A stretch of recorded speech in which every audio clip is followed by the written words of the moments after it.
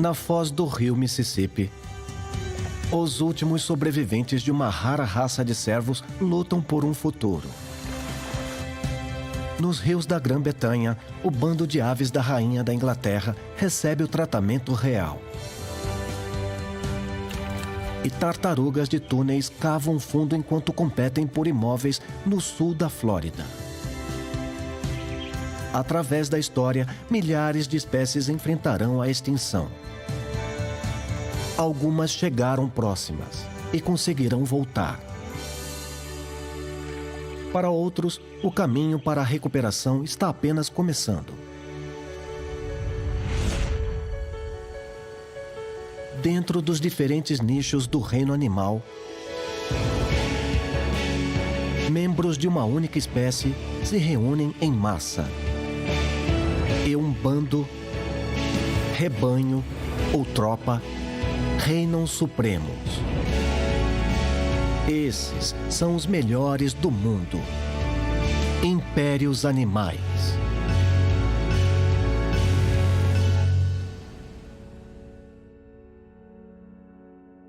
Reconstruindo um império.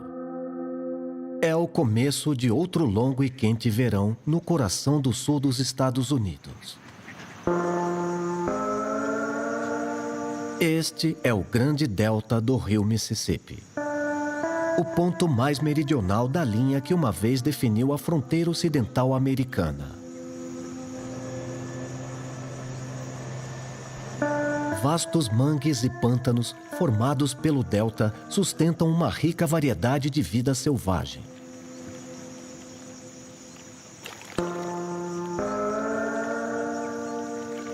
Incluindo uma das espécies mais raras do mundo, conhecida como cervo do Padre David.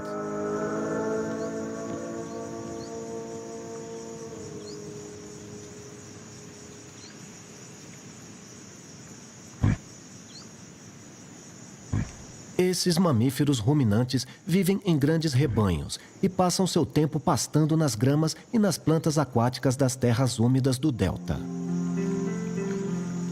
Essa espécie em particular é conhecida em partes por suas características de se misturar. Sua cabeça é longa e delgada como a de um cavalo. Possui patas grandes e disseminadas, como um boi ou vaca, permitindo que ele ande no chão macio. Seu rabo e corpo são semelhantes aos de um burro. E claro, tem chifres. Embora sejam diferentes da maioria dos cervos, eles parecem estar virados para trás.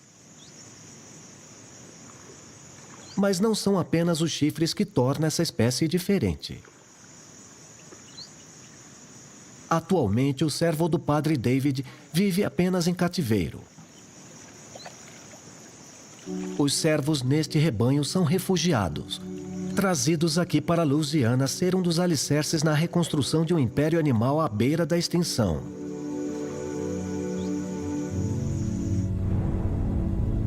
Evidências sugerem que essas espécies percorreram uma vez toda a China central e oriental. De acordo com o mito chinês, mais de 3.000 anos atrás, um cavalo, um burro, um boi e um cervo prometeram buscar justiça contra o tirano rei Zhou. Eles se transformaram em um animal que combinava suas forças. Os chineses chamavam de Milu, ou Zepuxiang, o que significa nenhum dos quatro. O famoso herói popular chinês Jiang Ziya então levou essa estranha nova criatura para a batalha e conquistou a vitória sobre o implacável rei.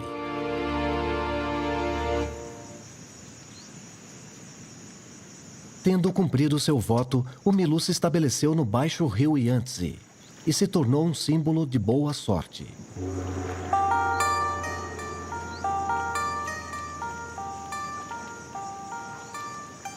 Nos séculos que se seguiram, imperadores chineses acreditavam que comer esse animal extraordinário traria a vida eterna. No final do século XIX, a caça cobrou seu preço. O milu tinha sido abatido até quase a extinção.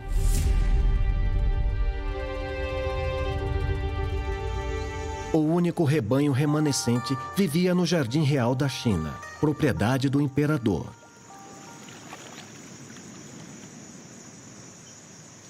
Em 1866, o naturalista francês Padre Armand David ouviu falar sobre o cervo raro e misterioso. Ele teve que vê-los por si mesmo.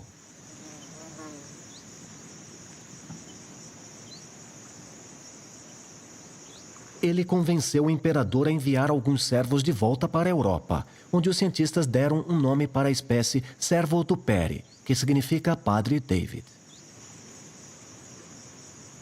O imperador também concordou em enviar alguns cervos vivos para serem exibidos nos zoológicos da Europa. Embora os números fossem baixos, a espécie parecia destinada a sobreviver nesses ambientes de cativeiro. Então, a tragédia aconteceu. Em 1895, uma inundação destruiu as muralhas do Jardim Imperial da China. A maioria dos cervos escapou. Camponeses famintos mataram e comeram os milus fugitivos.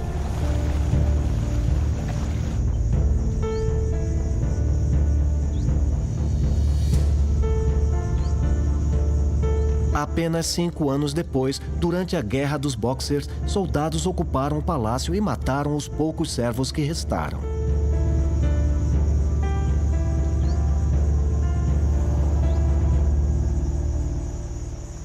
O Império do Milu havia acabado. Ou não?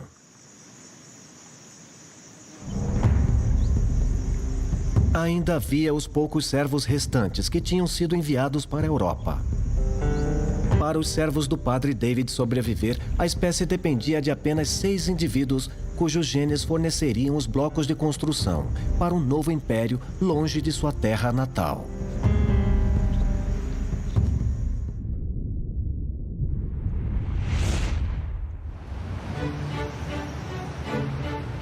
Como a maior das dinastias chinesas, o Império Britânico uma vez governou muito além das fronteiras da nação. No auge de seu poder, dominou mais de 1/4 do globo e 1/5 da população mundial. Palácios expansivos, grandes mansões imponentes e jardins exuberantes existem hoje como um símbolo da realeza britânica. Parte desse simbolismo a um animal com um império próprio. O cisne branco.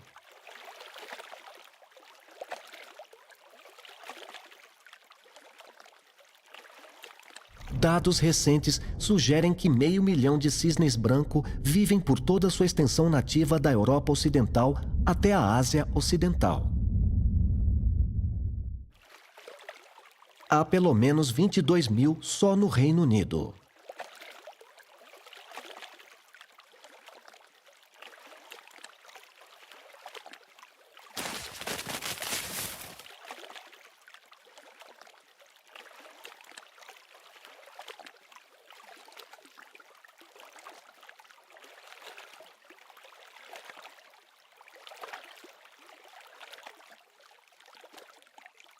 O cisne branco é uma das 6 espécies de cisnes.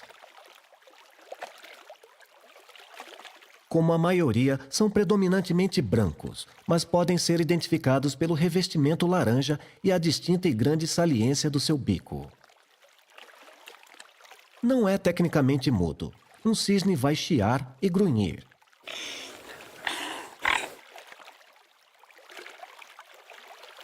Mas sua traqueia é um simples tubo reto que vai diretamente para os pulmões, em vez da traqueia sinuosa que produz a característica barulhenta do ronque dos cisnes trombeteiros.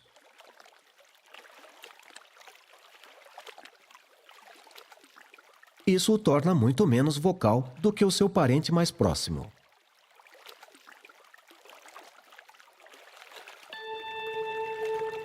A imagem dessa criatura deixou uma impressão ao longo da história. de desenhos de cavernas a balés russos. Lendas arturianas ao patinho feio. Essas aves elegantes possuem características proeminentes em uma variedade de culturas. Aristóteles, Platão e Sócrates, todos escreveram que um cisne canta quando a morte se aproxima, dando origem à ideia do canto do cisne, ou a performance final. Mas ser um símbolo de status vem com uma desvantagem. O cisne branco está entre as maiores aves aquáticas do planeta. Seu tamanho e estatura da realeza o tornou em um prato popular principal dos banquetes das mesas da Europa medieval. Começando no século XIII, cisnes brancos foram considerados uma fonte alimentar valiosa. Nos próximos 600 anos, proprietários de terras e homens nobres o capturaram e caçaram em todo o continente. No final do século XIX, a espécie foi quase erradicada na natureza. O cisne branco da realeza estava à beira da extinção.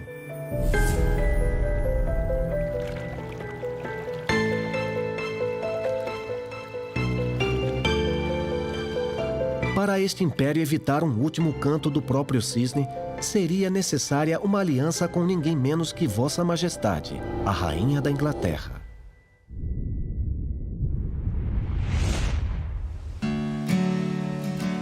Quase 7.000 quilômetros a oeste do outro lado do Atlântico, a Flórida já esteve no fundo de um mar raso.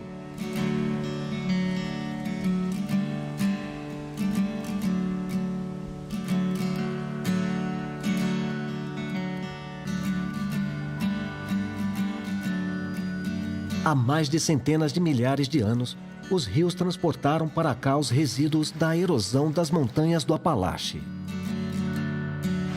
Eventualmente, os níveis de água caíram e o fundo do oceano ficou exposto, deixando uma camada espessa de areia em torno do que é agora Nápoles, na Flórida.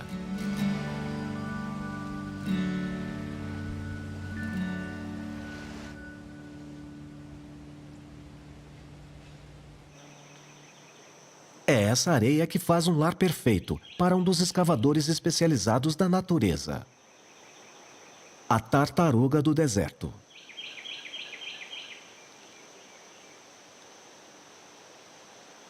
Gopherus polyphemus é a única tartaruga norte-americana nativa das áreas a leste do rio Mississippi. Seu império se expande pelo sudeste dos Estados Unidos. Aqui na Flórida, elas podem ser encontradas em todos os condados.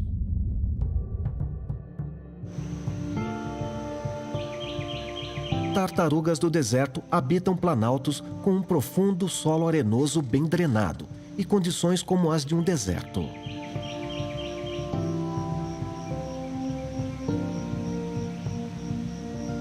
Várias vezes por ano, esses especialistas em escavar constroem buracos de até 12 metros de comprimento e com 3 metros de profundidade.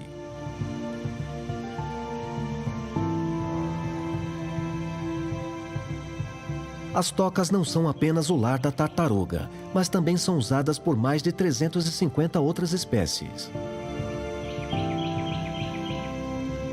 Cobras, sapos, corujas e grilos. Todas alugam o espaço do buraco para alimentação, reprodução e proteção. Algumas moram ao lado das tartarugas. Outros ocupam tocas abandonadas. Tanto a tartaruga do deserto quanto seus coabitantes dependem das tocas para a sobrevivência.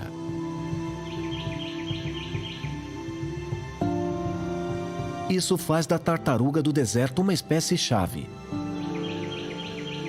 crucial para manter a estrutura do seu ecossistema. Mas esse ecossistema está cercado.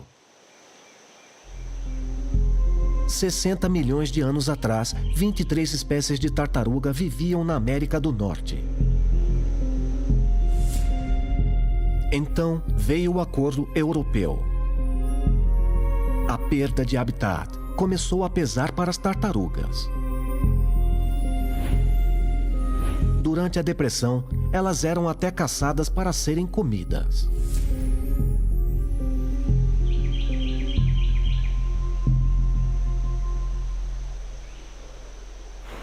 Nos anos que se seguiram, o desenvolvimento em um sul da Flórida de rápido crescimento transformou o território das tartarugas em hotéis e habitação. Moradores e turistas foram atraídos para o mesmo solo arenoso que as tartarugas do deserto usam para escavar. Só entre 1990 e 2000, a população humana no sudeste dos Estados Unidos subiu 20%. Até então, a população da tartaruga do deserto caiu para 20% do seu recorde histórico. Em 2007, o estado considerou a espécie ameaçada. Este império está precisando de reconstrução. Para reverter o declínio, a tartaruga do deserto precisa encontrar uma forma de defender o seu território encolhido.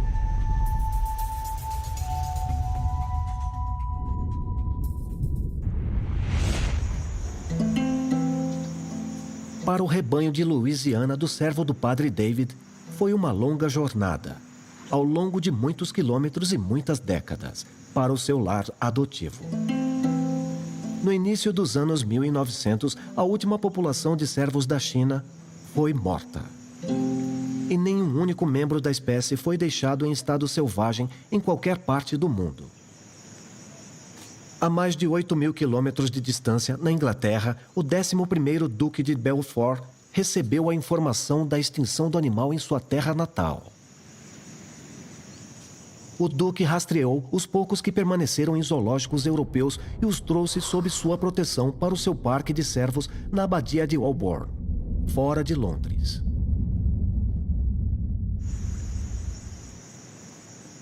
Esse se tornou o único lar de uma criação de rebanhos do servo do Padre David no mundo. Ao longo dos anos, o servo reproduziu e o rebanho de Holborn cresceu. E logo havia servos do Padre David suficientes para dispersá-los para outros zoológicos e santuários da vida selvagem ao redor do mundo, como o Centro Global de Vida Selvagem no norte de Nova Orleans, em Louisiana.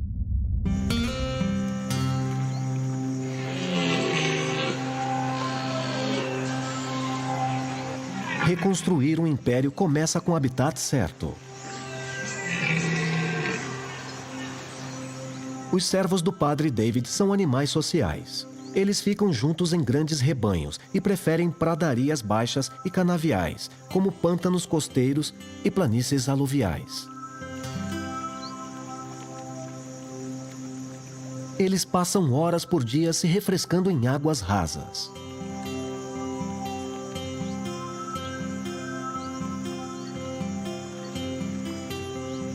E eles têm o hábito misterioso de enfiar a cabeça na água e cavar na lama do pântano, decorando seus chifres. Os cientistas estão confusos com esse comportamento em comum. Mas o que se sabe é que esses chifres desempenham um papel fundamental durante o ritual de acasalamento conhecido como o cio. Em junho, cerca de 2 meses antes do período de reprodução, machos se alimentam intensamente para aumentar sua força. Eles comem grama, juncos e arbustos encontrados em e ao redor das zonas úmidas. Ao mesmo tempo, as fêmeas se separam do rebanho maior e formam pequenos haréns de acasalamento. No começo do cio, o servo vai esfregar seus chifres em árvores ou arbustos. Uma vez acreditava-se que isso era para preparar os chifres para lutar. Mas estudos recentes sugerem que é para marcar o seu território. Eles esfregam seu cheiro para demonstrar para outros servos e corças que eles estão prontos para acasalar. Quando um servo está pronto, ele se aproxima de um dos grupos de fêmeas. Mas ele não é o único solteiro elegível. Ele precisa estabelecer o domínio pela força.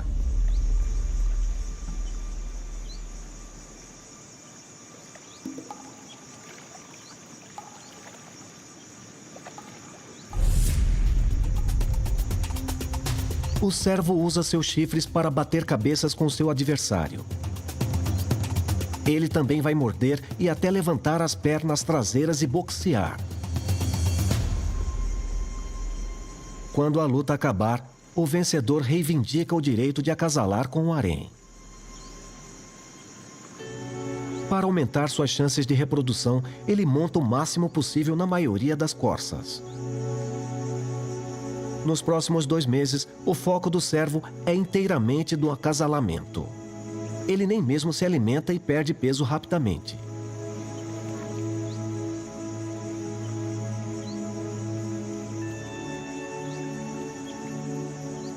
Mas ele não terminou de lutar. Ele deve continuar a defender seu harém de outros machos.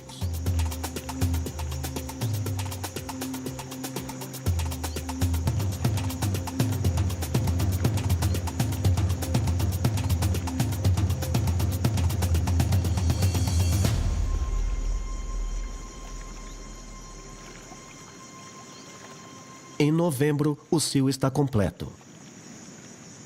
O servo deixa o harém, começa a se alimentar de novo e rapidamente recupera seu peso. Ele também lança seus chifres de verão. Diferentemente da maioria dos outros servos, um segundo conjunto às vezes cresce nos meses de inverno e cai algumas semanas depois. Os cientistas acreditam que esse segundo suporte só é possível devido à quantidade de alimentação suplementar que os servos conseguem no cativeiro. Enquanto isso, as fêmeas grávidas voltam a comer pasto nas gramas, alimentando os filhotes que agora elas carregam. A reprodução dentro dos limites do parque tem os seus riscos. Um agrupamento genético e a disseminação de doença pode dizimar uma população em cativeiro. Mas o servo do Padre David não tem escolha. A sobrevivência dessa espécie depende de uma nova geração nascida em cativeiro.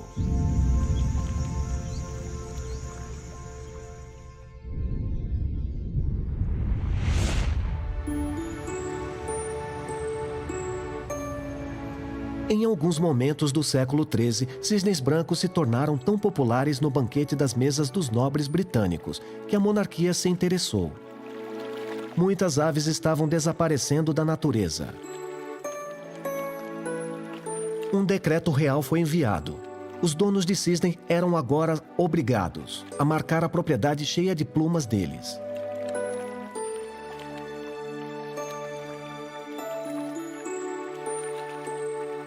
Muito parecido com a marca de gado, os proprietários de cisnes foram obrigados a marcar suas aves com cortes como assinaturas em seus bicos.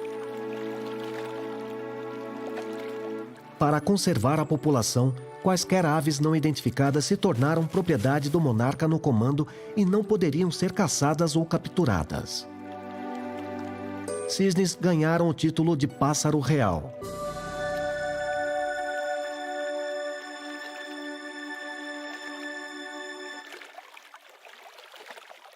Muitos acreditam que, se não fosse por essa lei, cisnes seriam extintos na Grã-Bretanha.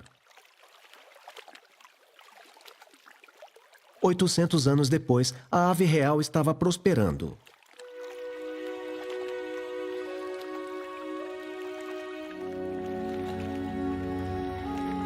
Em todo o país, cisnes agora florescem em seu habitat preferido: lagos, estuários e riachos. Mesmo em áreas urbanas, eles prosperam nos lagos rasos e rios de fluxo lento, de parques e jardins.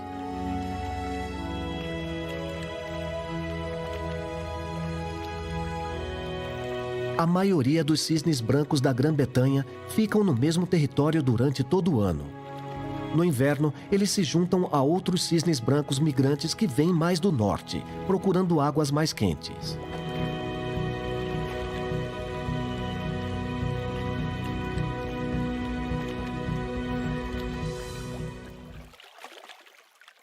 Esses calmos ambientes de água fornecem aos cisnes brancos um buffet venerável de tudo o que você consegue comer. Eles usam seus longos pescoços para mergulhar sob a superfície e pegam moluscos que se agarram à vegetação. Eles também comem plantas, insetos e caracóis pequenos, peixes, sapos e vermes.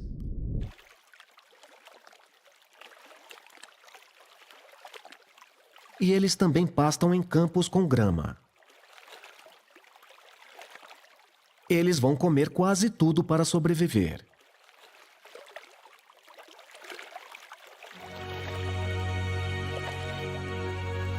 Com uma ampla oferta de comida, os cisnes voltam sua atenção para a reprodução.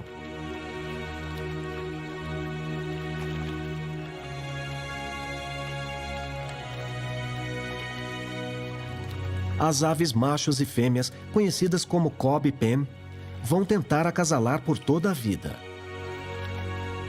No entanto, se um ou outro morre, uma ave adulta vai procurar outro parceiro.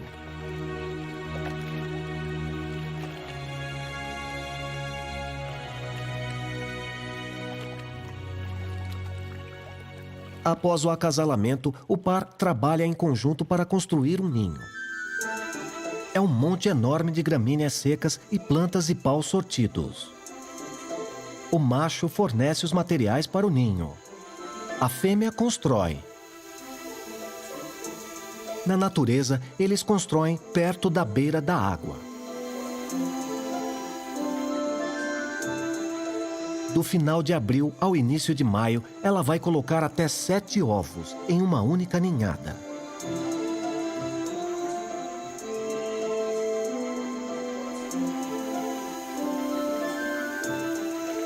Ambos os pais participarão da incubação deles.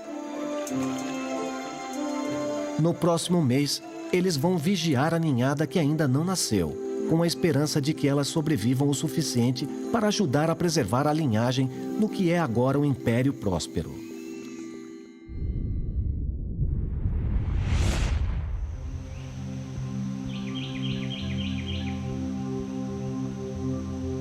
Encontrar habitat adequado suficiente é crucial para a sobrevivência de qualquer espécie. Especialmente aqueles que precisam reconstruir sua população. As tartarugas do deserto do sudoeste da Flórida têm uma forte preferência quando se trata de escolher um lar. O habitat deve ter solo arenoso para escavação. E também deve ter muitas plantas alimentícias e áreas ensolaradas abertas para nidificação e relaxamento. Bosques abertos de dosséis, como florestas de pinheiros de folha longa, são ideais. Mas a Flórida perdeu tudo, menos cerca de 4% de seus pinhais, no último quarto de século, para o desenvolvimento. Simplificando, a restauração desta espécie-chave requer uma mão amiga. Em resposta, a partir da década de 1970, ambientalistas começaram a lutar para proteger a tartaruga do deserto. Leis estaduais foram introduzidas proibindo a caça e a perturbação das tartarugas em estado selvagem. E santuários foram construídos para fornecer refúgios seguros. Aqui, no Christopher Smith Preserve, perto de Nápoles, 70 tartarugas do deserto fazem seu lar em 7 acres de matagal. A conservação do sudoeste da Flórida protege e mantém o habitat. Ainda assim, conseguir um lar é um prêmio. E quando o espaço é limitado, batalhas territoriais são inevitáveis. Esses répteis têm uma reputação de serem lentos e dóceis. Mas quando se trata de defender sua casa, uma tartaruga pode ser feroz. Um teste de força e poder resulta em uma tartaruga tentando virar a outra. Se for bem sucedido, o perdedor recebe uma sentença de morte. Uma tartaruga de costas é uma tartaruga morta. Não tem como reverter. Felizmente, este conflito é resolvido sem baixas.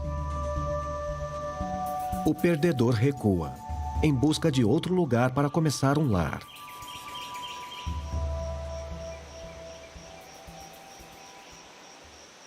Uma vez que o território é estabelecido, tartarugas do deserto passam a maior parte do tempo escavando na areia, às vezes cavando vários metros de profundidade em um único dia.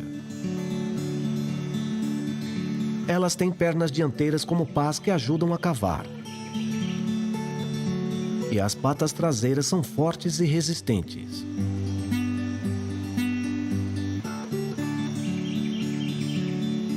Cada toca tem uma única abertura. Elas são fáceis de detectar na paisagem, por causa do monte característico de areia solta na entrada, conhecido como uma placa. A largura da toca é aproximadamente igual ao comprimento da tartaruga. Desta forma, a tartaruga é capaz de se virar dentro do buraco. Consequentemente, você pode muito bem dizer o tamanho e a idade da tartaruga baseados na largura de sua toca.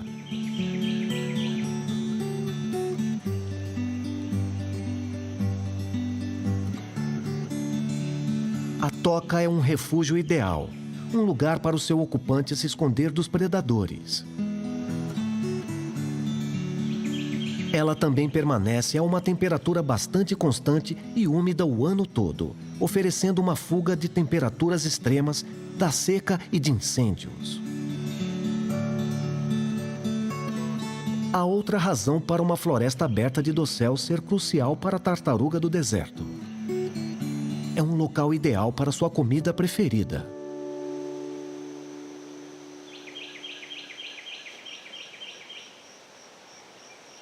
Se alimenta principalmente das folhas, hastes e flores de gramíneas de crescimento lento. Cacto, mamão, bagas e outras frutas. Tudo que requer luz solar abundante para crescer. A tartaruga não tem dentes, mas usa o bico afiado para arrancar a folhagem. Em seguida, puxa a comida para a boca com a língua. A partir dessas plantas herbáceas, a tartaruga recebe os nutrientes de que precisa para um dia ocupado de escavação. Ela também recebe a maior parte da sua água desses alimentos. Raramente precisa encontrar uma bebida. Toda aquela vegetação é difícil de digerir. Então, ela depende de vermes e bactérias nos intestinos para quebrar as plantas.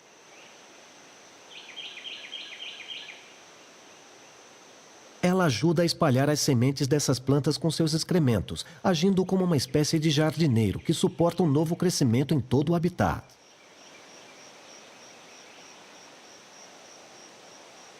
Este processo de dieta é outra razão pela qual a tartaruga do deserto é uma parte tão importante do ecossistema.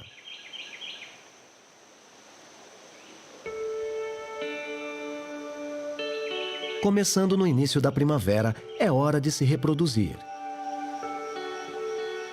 Durante os meses de maio e junho, as fêmeas colocam uma ninhada de 3 a 15 ovos, ou em um monte de areia na frente da toca, ou em um lugar ensolarado nas proximidades.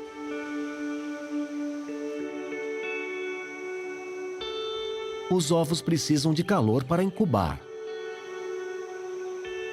Mas estar ao ar livre representa um risco.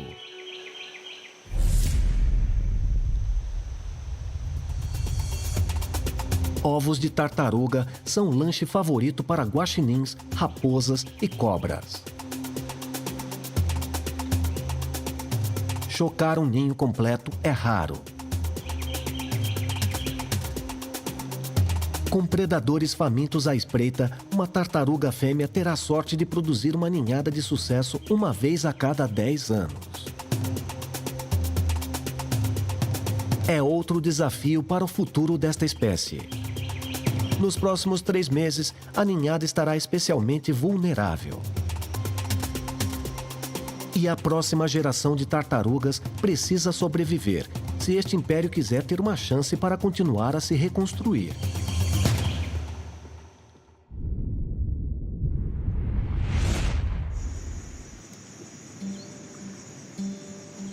De volta ao sul de Louisiana, 9 meses se passaram no Centro Global de Vida Selvagem. E esta fêmea de servo do Padre David deu à luz uma fêmea servata saudável.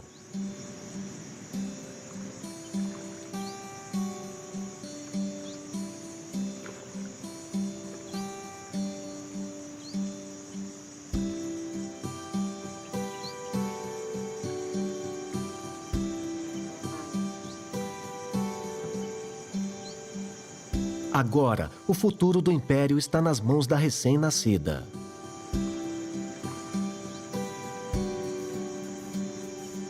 Várias tias vigiam a servata, também conhecida como bezerro, em um grupo chamado de creche. Como a maioria das espécies de cervos, a jovem corça pode ser identificada pelo seu pelo manchado. Embora pouco se saiba sobre a vida da espécie na natureza, as manchas são provavelmente uma lembrança de seus dias nos pântanos da China, que serviam como camuflagem contra predadores como tigres. Aqui, enquanto o rebanho vive entre outros animais no centro de vida selvagem, ela está protegida de forma segura contra ameaças potenciais.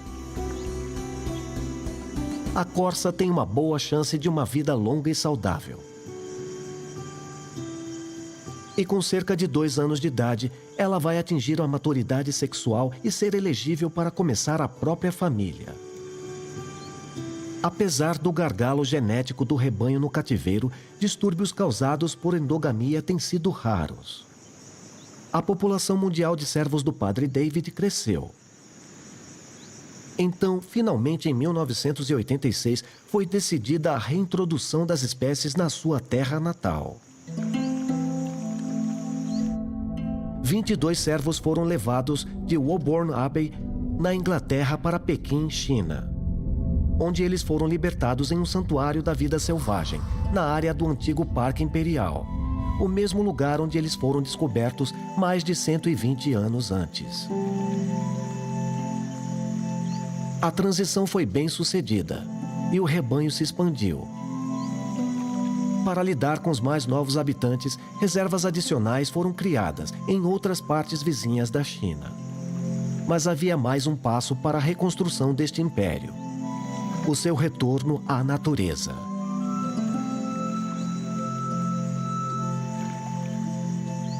Em uma coincidência apropriada, uma enchente em 1998 permitiu que um punhado de servos escapasse de uma reserva ao sul de Pequim.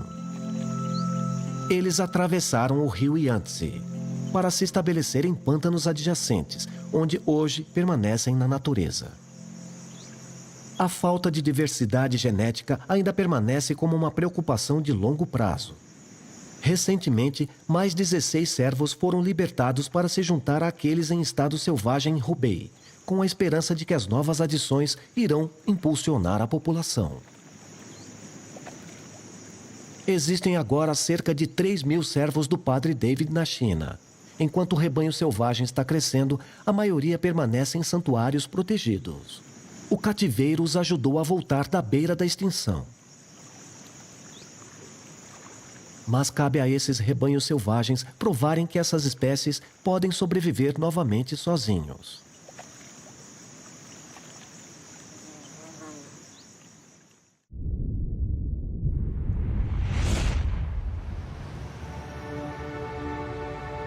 De volta ao Reino Unido, faz pouco mais de um mês que os ovos do cisne branco eclodiram. Cisnes jovens ou os filhotes vêm em 2 cores, cinza e branco. Os brancos são conhecidos como poloneses. Os filhotes cinzas são chamados de realezas. Eventualmente, ficam em uma cor cinza amarronzada e em seguida brancos.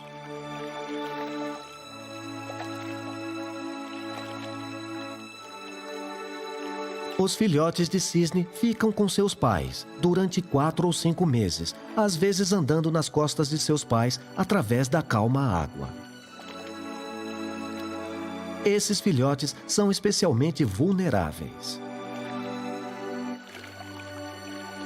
Eles precisam de ajuda para buscar alimentos e não podem voar até os 4 meses de idade, o que os torna particularmente atraentes para os predadores. Então, os pais cisnes estão muito atentos.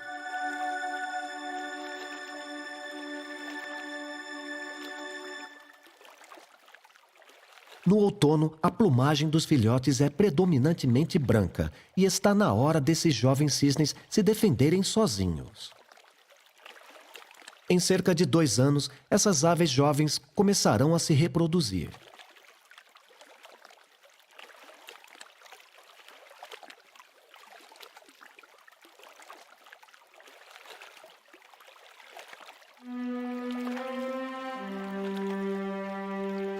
Hoje, cisnes brancos estão prosperando. Na verdade, na América do Norte, onde eles foram introduzidos no final de 1800, eles eram tão numerosos e potencialmente prejudiciais aos seus adotados habitats que foram abatidos em alguns estados.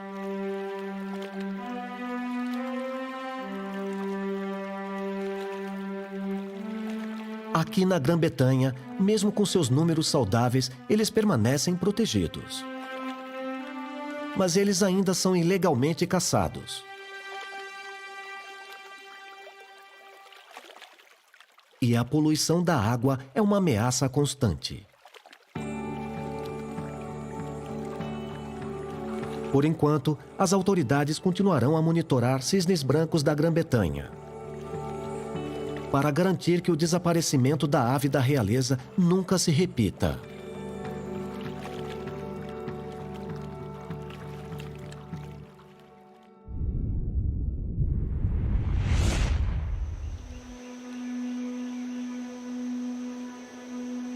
Enquanto a população de cisnes da Grã-Bretanha se recuperou com sucesso e os servos do padre David estão no caminho, as tartarugas do deserto da Flórida continuam com dificuldades.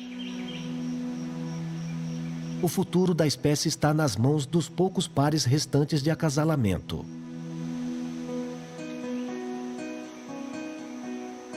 Para as tartarugas do deserto, o jogo de espera para novos filhotes é muito mais longo do que para cisnes. Ovos que escapam de predadores famintos eclodem em cerca de 90 dias. Demoram quase 3 vezes mais do que os ovos de cisne. O sexo de um filhote depende da temperatura do ninho. Quanto mais quente estiver a areia, há mais chances das novas tartarugas serem fêmeas. Uma vez incubadas, as jovens tartarugas do deserto podem compartilhar uma toca adulta ou cavar uma pequena toca para elas. É crucial que elas consigam cavar o mais rápido possível. Elas nascem com um casco mole e são vulneráveis a predadores como guaxinins, cobras, ursos negros e falcões, até que a casca endureça com cerca de 6 a 7 anos de idade.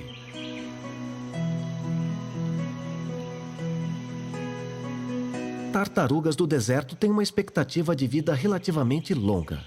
Elas podem viver mais de 60 anos. Elas se desenvolvem lentamente. Tartarugas fêmeas atingem a idade adulta entre os 10 e 15 anos de idade. Se uma tartaruga não chegar à idade de reprodução, não terá a chance de preservar sua linhagem e contribuir à população. Aquelas que sobrevivem ainda devem encontrar um lar e um parceiro. E elas não têm muitas opções. Em contraste com o cisne branco e o servo do padre David, a população de tartarugas do deserto continua em declínio.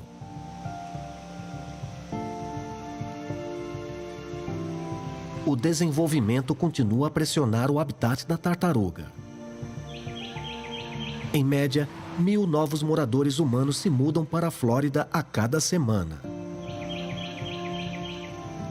A Comissão de Conservação de Peixes e Animais Selvagens da Flórida demanda que os desenvolvedores movam as tartarugas. mas a realocação traz a sua própria quantidade de problemas. Mover indivíduos doentes para novas colônias pode, sem querer, ajudar a espalhar doenças. O apego às suas tocas também significa que muitas tentarão encontrar o caminho de volta para casa, depois de serem movidas. Outras procuram por um novo habitat, muitas vezes atraídas para os amplos gramados ao lado de estradas movimentadas. Como resultado, atropelamentos na estrada são uma das principais causas de morte das tartarugas da Flórida. E assim, a população de tartarugas do deserto depende cada vez mais dos santuários, como o Conservancy of Southwest Florida. Cercas continuam em volta das tartarugas para proteger das ruas movimentadas nas proximidades. A equipe ajuda a resgatar e cuidar daquelas que podem estar doentes ou feridas.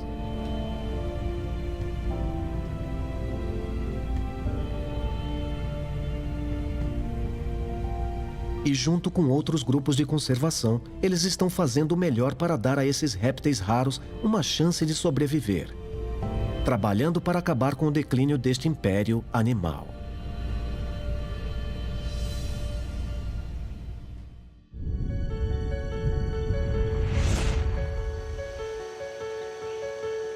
Poucas espécies encararam a extinção tão próxima e viveram para contar história. O cervo do Padre David e o cisne branco podem afirmar isso. Eles são os sobreviventes do reino selvagem. Para a tartaruga do deserto do sul dos Estados Unidos, a luta continua. Ameaças surgem para as 3 espécies. O processo de reconstrução está em andamento.